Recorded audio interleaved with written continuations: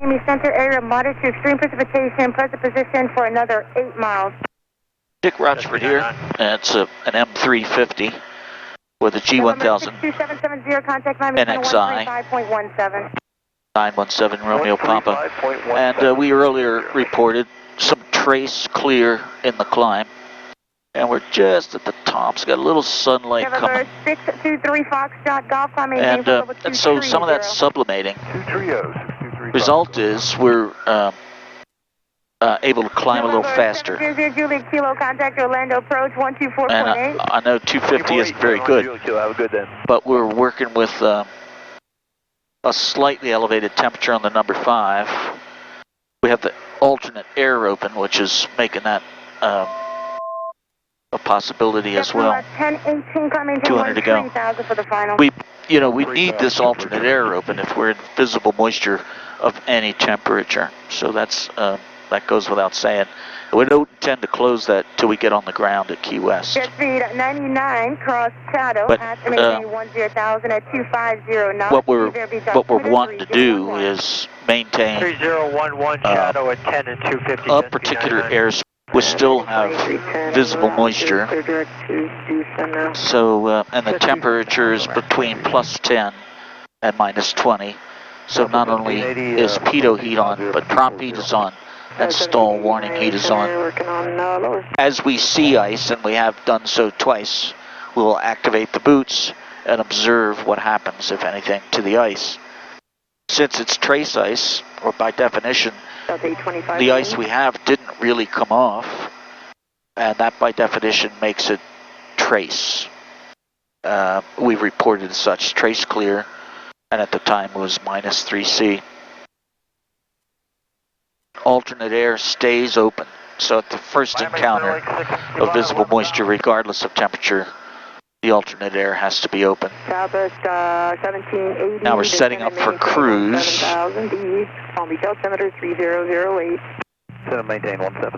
And as we do that, we're looking for 29.5 on the manifold pressure, 2,400 on the RPM, and 21.5 on the fuel flow. Heavy moderate stream precipitation 2 to 10 o'clock, 40 miles in diameter.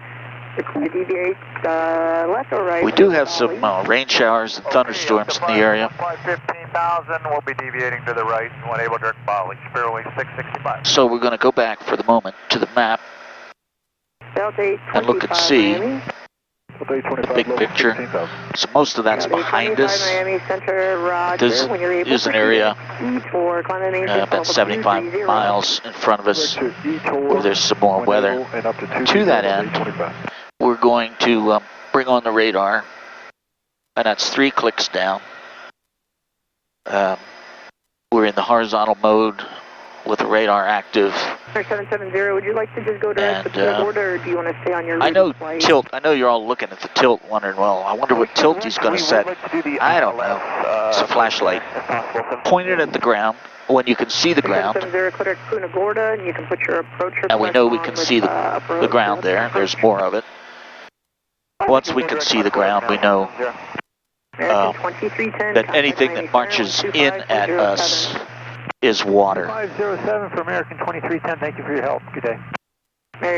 The other product we could be using is the weather data link. In this case, we're looking at echo tops. So we're getting into an area of clear that will, prior to our descent, help us out a bit.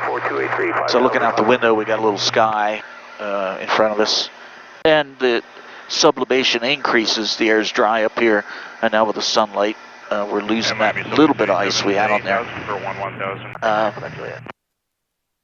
I just wanted to bring your attention to this. We've been watching this for a while on our way to Key West. We have right here some rain, and you can see that it's proud at the top. This here is not rain. It has a corresponding pulse at the bottom. So that's ground, that's rain. And this rain is light enough, and I know from experience, that we're not going to have to avoid it. We go back to the horizontal paint. You'll see that we've intentionally lowered the tilt such that we're getting main beam on the stuff we want to see. And there's the rain marching in at us.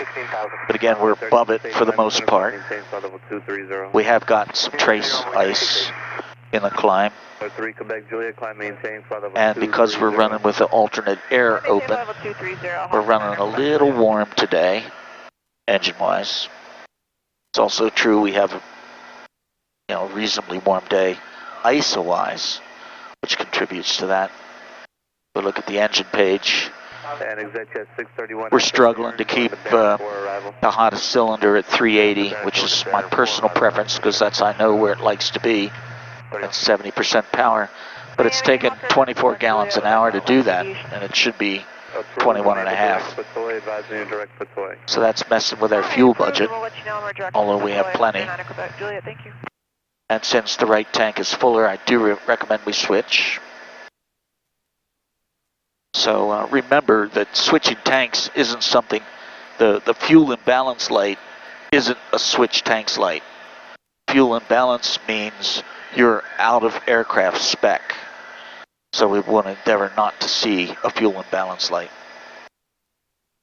Truth be told, the problem that you'll get first with a fuel imbalance is in an autopilot commanded turn, the low wing in the turn, the fuel will slosh out to the tip of the wing. And if there's more fuel in that wing than it likes, it won't be able to recover from the turn. And that's way more than 10 gallons. I guess you're wondering how I know that. Dick Rochfort, fly safely. Train off it.